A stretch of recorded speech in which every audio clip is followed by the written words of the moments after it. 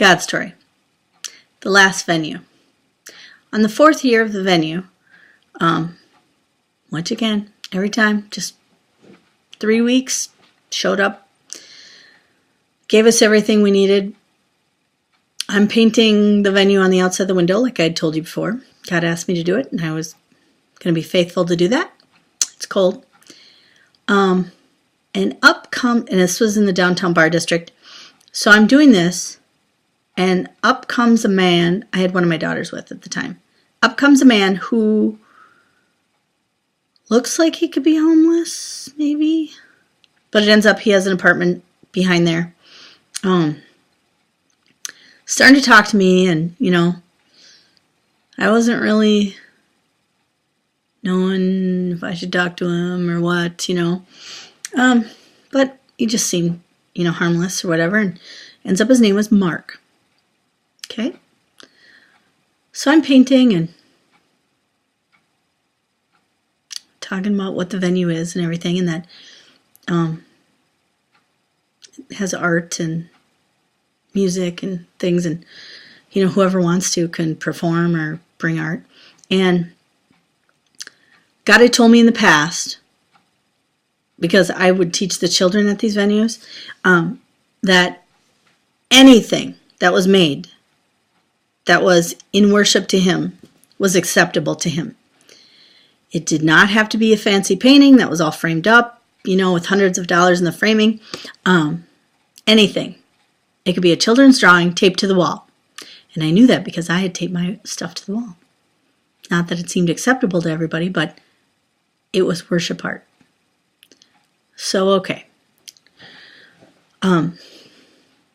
Earlier before this venue, the Lord, at our church, they had a painting of like Jesus' face. And it's a very common painting. And the Lord had told me, take a picture of it. I want you to paint it. Okay. Want me to paint it. I don't know about you, but I was a little scared to paint the creator of the universe's face. That I could really do it. And I've never seen his face, like officially, that I could see long enough that I could paint it. So I was like, okay, and I'm a pretty good, I'll just say, copier. Like, I don't come up with a ton of original stuff. It's pretty much, if he shows me stuff, I can do it. And I know I can do it because he gives me the tools to do it, how to do it. Tells me what to do even when I'm having troubles.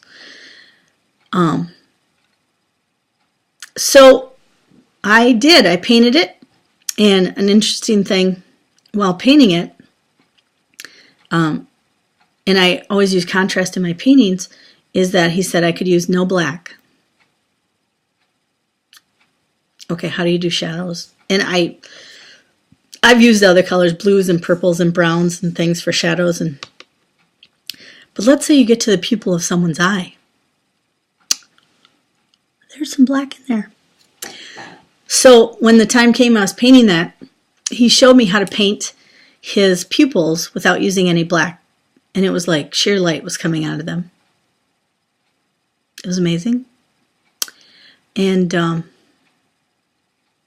the painting turned out. It was very close to the original. So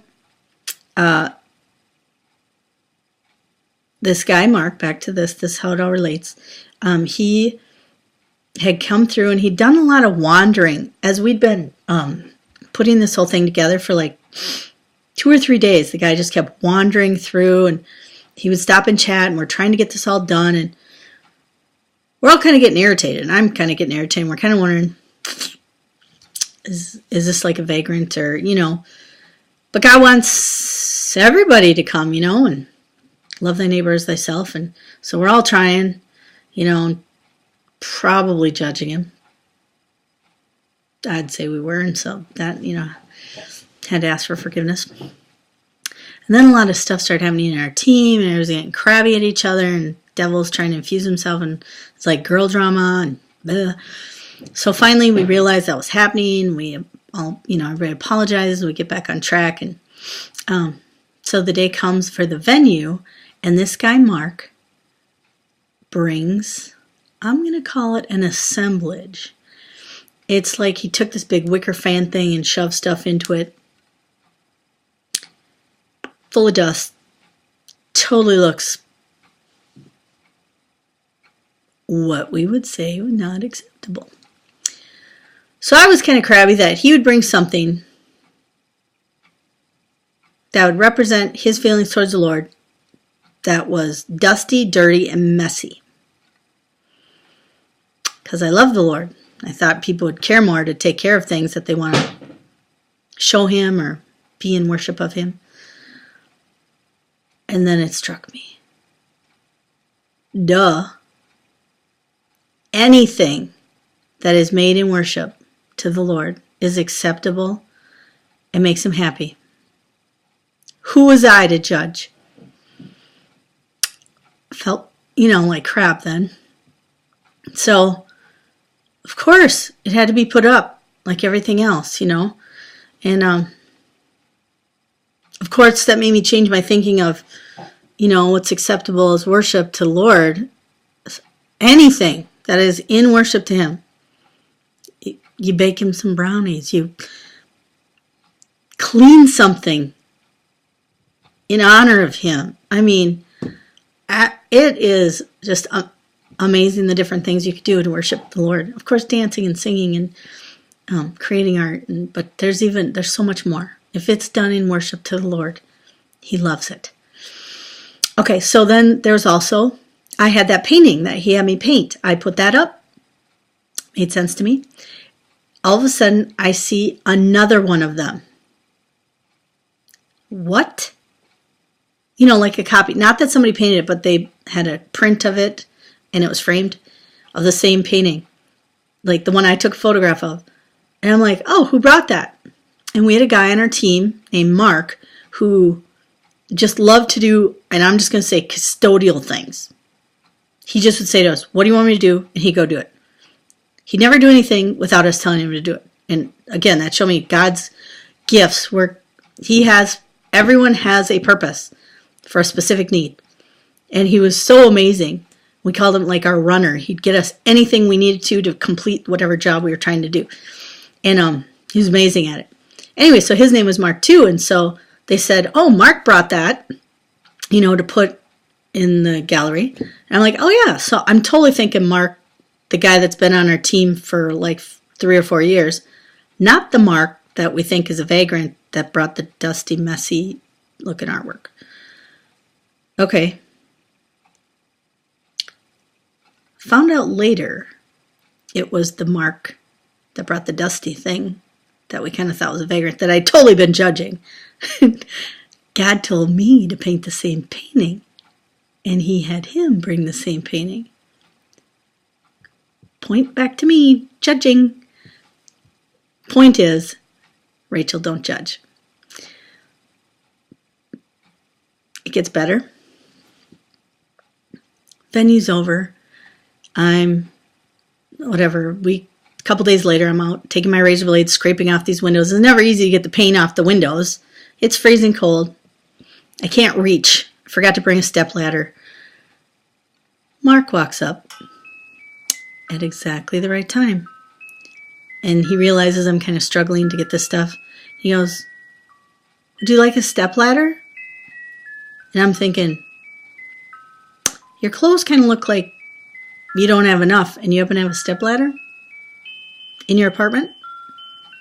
Okay. Yeah, I need a stepladder. He's like, okay, I'll be right back. So he goes, gets a stepladder, brings it back. It's brand new. Never even been used once. So I use it. I'm scraping it off. I'm starting to click all these things together, and God had given me a scripture earlier for the venue out of Mark. And I can't remember the scripture right now, but all of a sudden I'm like, Mark, painting, Mark. Mark was here the day I painted it. Mark is here the day I'm taking it down. This is the last venue. God had told me this was the last venue. You've heard of stories of God showing up in person. And if you haven't, look some up. Does he ever show up like a wealthy, put together person that we would not judge? Or does he come to see how our true heart is? Do we love our neighbors as ourselves? Do we choose not to judge? And I'm looking at this guy. He was here when I started, and he was here when I ended. And he had asked me to paint every time, paint that on the windows. Jesus did. And the venue was over, and he brought the same painting that I did. And he brought something that God had already told me he didn't care what the art was, if it was in worship. And I'm not saying the venue was about myself, but would I judge, And all of a sudden I'm thinking, I am standing here with what I'm thinking. The Lord had inhabited this guy, or something very close, or he's asking me not to judge him, but I'm having a moment with God. I'm thinking, I am having a moment with Jesus right now. And God had talked to me about revival. He'd talked to me in the past. He's coming sooner than we think. And I'm thinking, if I could ask anything of God, what would I ask him? And I'm just drawing, I'm sitting there, I'm just drawing a blank. And now I'm just looking at this man like, you're standing here, you're Jesus. And I've had plenty of dreams where Jesus is never what he looks like. He always is like, I've had a pizza man dream. He was a pizza man. He doesn't look like himself. He looks like someone else. He was on a bus one time, and he doesn't look like himself. So I had lots of experiences in dreams of him not looking like himself, but I knew it was him. And so I'm pretty sure I was having one of those moments, and so the only thing I could think to ask him was, is revival coming?